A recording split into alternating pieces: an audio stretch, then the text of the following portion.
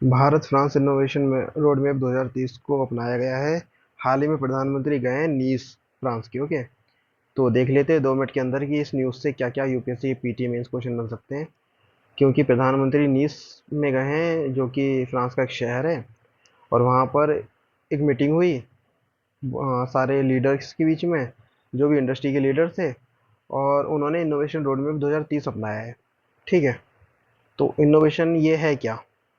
ये मतलब दोनों देशों के बीच में आर्थिक सहयोग, यानी कि आर्थिक सहयोग को बढ़ाने के लिए इनोवेशन करेंगे, ये दोनों के बीच में डील हुई है। हम फ्रांस की लोकेशन देखें तो जर्मनी है, नीदरलैंड है, ऊपर इधर इटली है, इधर क्या बोलते हैं स्विट्जरलैंड है, और इधर स्पेन है, और वहाँ पर नीदरलैंड के बराबर में एक और कंट्री है जिसका नाम है लग्जमबर्ग। ओके, तो इस दौरे के मुख्य बिंदु क्या क्या है?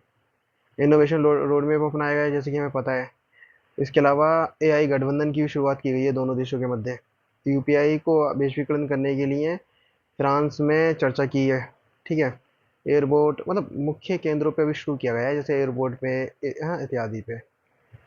और इसके अलावा कानपुर एरोनॉटिक्स सेंटर पे स्किल की शुरुआत करने के लिए चर्चा हुई है। तो यहाँ से पीटी का क्वेश्चन बन सकता है, जैसे कि 2026 में आया था जर्मनी को, है ना, कि योगा सेंटर कहाँ शुरू किया है जर्मनी ने।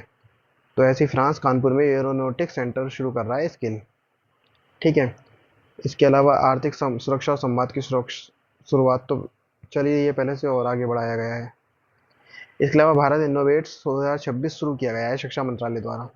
ये 3 दिवस का कार्यक्रम है भारत, है ना, जो कि नीस के 120 जो भारतीय डीप टेक स्टार्टअप हैं, उनके 13 महत्वपूर्ण तकनीकी स्तंभों और के अंतर्गत वैश्विक निवेशों के समक्ष प्रदर्शित किया जाएगा।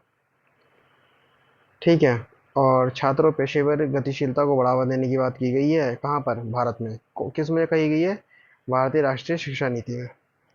Okay, thank you.